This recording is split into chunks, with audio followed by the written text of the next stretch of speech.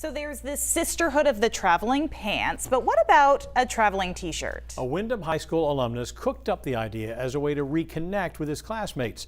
News Center Maine's Rosalind Flaherty explains. There's our class president right there. If you think you've logged a lot of miles in your favorite t-shirt, think again. As far as Indiana and as far as down to Big Pine at the edge of Florida. This one traveled across the country, and at every stop, a new signature is added.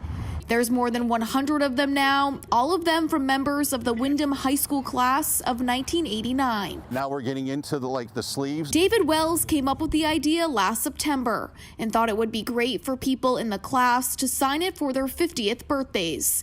He says he found most of his fellow classmates on Facebook and shipped the shirt to them one by one. We just constantly try to catch up with different people. Getting the shirt and adding her name helped Michelle Kinney get through the pandemic. It was great to see what everyone in the class is doing now. And to keep memories of a simpler time alive. High school for some of us, was a big deal. It's a big part of our lives and where we formed a lot of our friendships. Ones that are continuing years later, especially for Tammy Woolley, who now lives in Florida. You don't hear about this.